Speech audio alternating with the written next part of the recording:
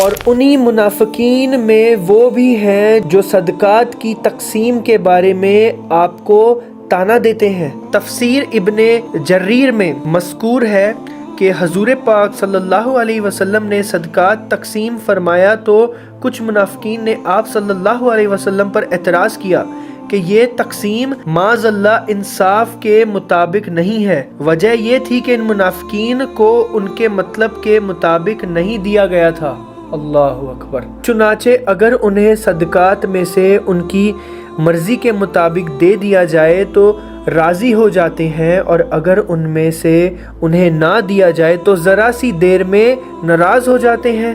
جو کچھ بھی انہیں اللہ اور اس کے رسول نے دیا تھا، کیا اچھا ہوتا کہ یہ اس پر راضی رہتے اور یہ کہتے کہ اللہ ہمارے لیے کافی ہے، آئندہ اللہ اپنے فضل سے ہمیں نوازے گا اور اس کا رسول بھی، ہم تو اللہ ہی سے لو لگائے ہوئے ہیں۔ اب یہ والی جو بات ہے کہ ہمیں، یہ مسلمانوں کے لیے بھی بہت امپورٹنٹ چیز ہے کہ ہمیں اللہ کی طرف سے جو بھی ملتا ہے، میں یہ خود کے لیے بھی کہہ رہا ہوں، کبھی کبھی مجھے بھی ایسا لگتا ہے نا یار کہ یار کاش مجھے زیادہ مل جاتا، تو مجھے ایسا نہیں کہنا چاہیے۔ یہاں سے مجھے یہ سیکھنے ملتا ہے کہ میں یہ اپنے لیے کہہ رہا ہوں کہ ہمیں ہمیشہ اللہ نے جو دیا ہے، اللہ نے جتنا بھی نوازا ہے، ایوری سنگل ڈے ہمیں اللہ تعالیٰ سے خوش ہونا چاہیے۔ ہمیں یہ کہنا چاہیے کہ اللہ نے جو ہمیں دیا ہے ہمارے لیے کافی ہے، اور اس کے آئندہ، اس کے بعد جو بھی ہے اللہ ہمارے لیے کافی ہے، اللہ ہمارے لیے انتظام کرے گا، جو بھی ہے اللہ کرے گا انشاءاللہ۔ صدقات تو دراصل حق ہے فقیروں کا، مسکینوں کا۔ اب فقیر اور مسکین ملتے جلتے لفظ ہیں۔ لغات کے اعتبار سے بعض لوگوں نے دونوں میں یہ فرق بیان کیا ہے کہ مسکین وہ ہیں جس کے پاس کچھ نہ ہو، اور فقیر وہ ہیں جس کے پاس کچھ ہو مگر ضرورت سے کم ہو۔ اور بعض حضرات نے فرق اس کے بارے میں بیان کیا ہے، لیکن زکوٰۃ کے حکم میں دونوں برابر ہیں، اور حکم یہ ہے کہ جس شخص کے پاس 52.5 تولہ چاندی یا اس کی قیمت کے بنیادی ضرورت سے زیادہ سامان موجود نہ ہو، اس کے لیے زکوٰۃ لینا جائز ہے۔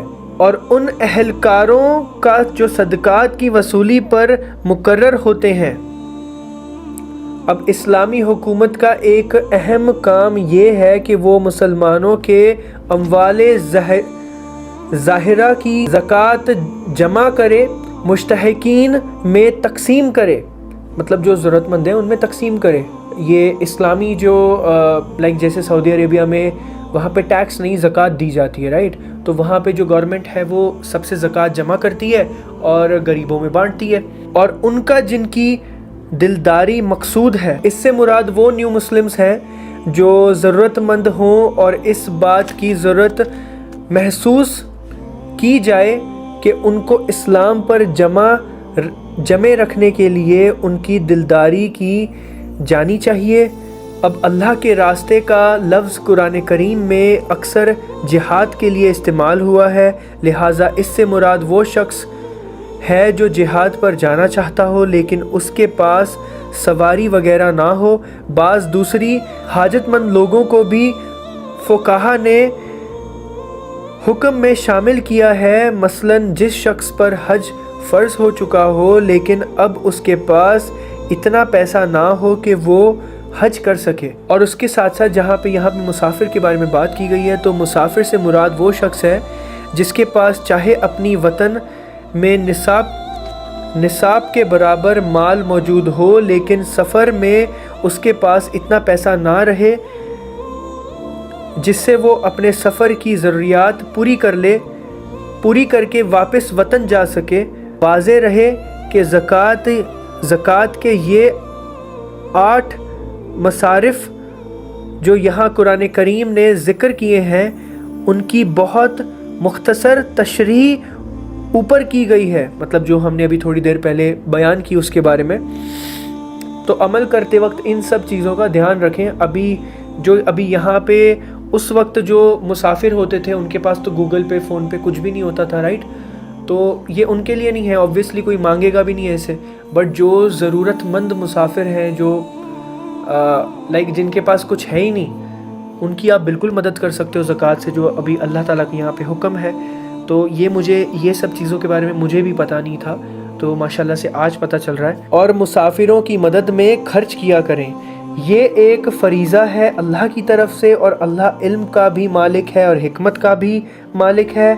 और इन्हीं मुनाफिकीन में वो लोग भी हैं जो नबी को दुख पहुंचाते हैं और उनके बारे में ये कहते हैं कि वो तो सरापा कान है। ये अरबी ज़बान का एक मुहावरा है कि लफ्ज़ी तर्जुमा है कि अरबी मुहावरे में जब कोई शख्स हर एक की बात सुनकर उस पर यकीन कर लेता हो, उसके बारे में कहते हैं ये तो निरा कान है या सरापा कान है। ये ऐसा ही है जैसे उर्दू में कहा जाता है कि वो कच्चे कानों का है।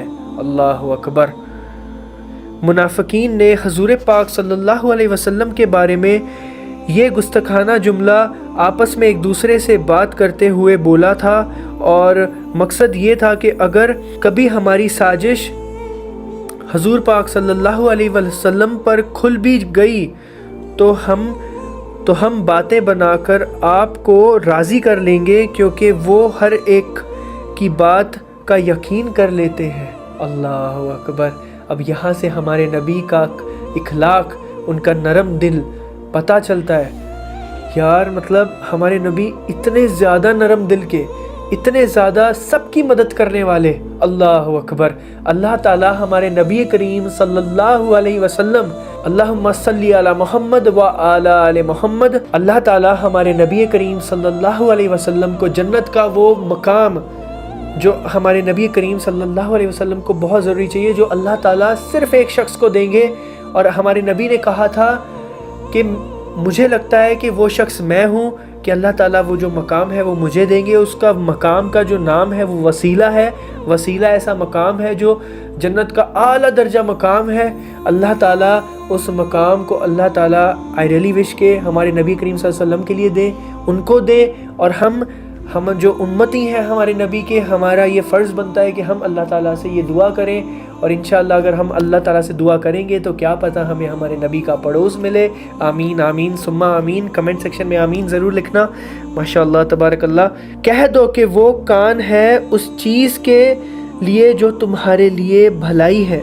अब मुनाफिकीन के मस्कूरा वाले जुमले जो थे, उनका जवाब में अल्लाह ताला ने 3 बातें इरशाद फरमाई हैं। एक तो ये कि वो सबसे पहले कान लगाकर जो बातें सुनते हैं वो अल्लाह ताला की वही है जो दर हकीकत तुम सब लोगों की भलाई के लिए नाजिल होती है। मतलब जो नबी करीम सल्लल्लाहु अलैहि वसल्लम जो कुरान की तिलावत किया करते थे, आप सबको पता होगा अबू जहल भी सुनता था कान लगाकर कि ये मोहम्मद सल्लल्लाहु अलैहि वसल्लम ये क्या पढ़ रहे हैं, ये क्या तिलावत कर रहे हैं। सब मुनाफिकीन, इवन जो काफिर थे मक्का के, वो सब अरब काफिर थे, सब सुना करते थे। तो आप देख लीजिए वो अल्लाह ताला की वही है जो दर हकीकत तुम सब लोगों की भलाई के लिए नाजिल होती है।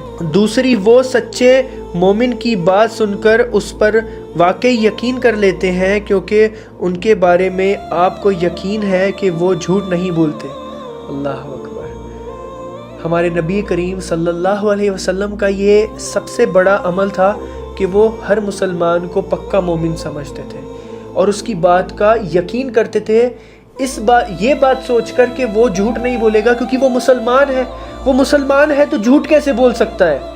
और आज देख लो इंसानों को, वो तो हर इंसान पे तहमती लगाते हैं। और हमारे नबी देख लो सल्लल्लाहु अलैहि वसल्लम, जिनके पास हमारे अल्लाह ताला उनको डायरेक्ट बताते थे वही के ज़रिए। तीसरी, वो उन मुनाफिकीन की बात भी सुनते हैं जो ज़ाहिरी तौर पर ईमान लाने का दावा करते हैं, लेकिन इसका ये मतलब नहीं है कि वो उनसे धोखा खा जाते हैं, बल्कि दर हकीकत अल्लाह ताला ने आप सल्लल्लाहु अलैहि वसल्लम को शफ़क़ात और रहमत का पैकार बनाया है।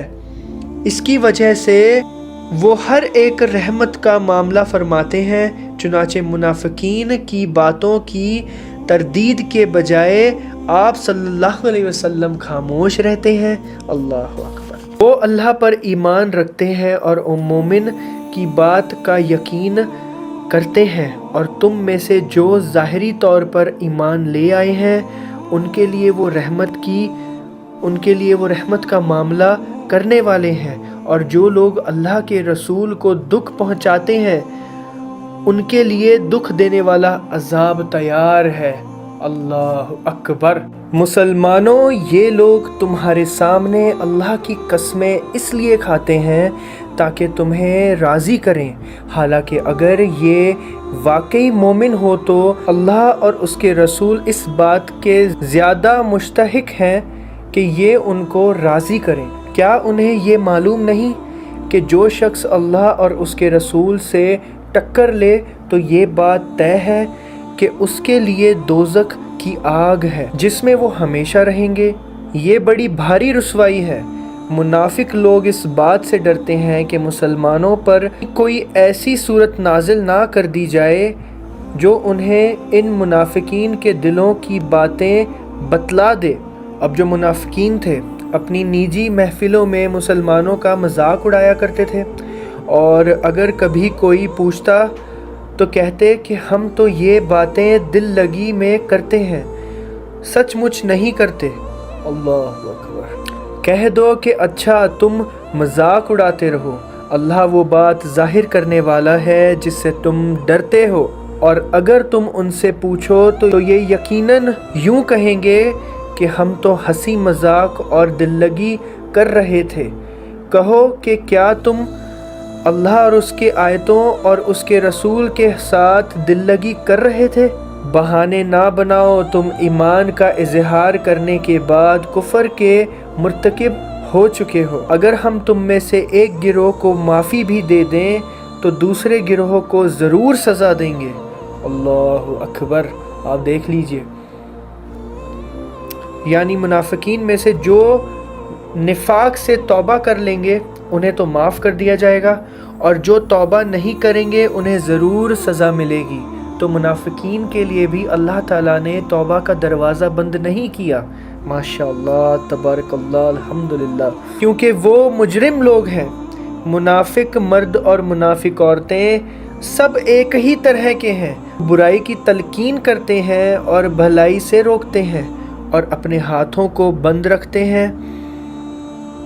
اب ہاتھوں کو بند رکھنے کا مطلب یہ ہے کہ وہ کنجوسی کرتے ہیں، جہاں خرچ کرنا چاہیے وہاں خرچ نہیں کرتے، اور جہاں نہیں خرچ کرنا چاہیے وہاں خرچ کرتے ہیں۔ تو یہ ایک بڑی ان کی نشانی بتائی ہے قرآن میں ماشاءاللہ سے۔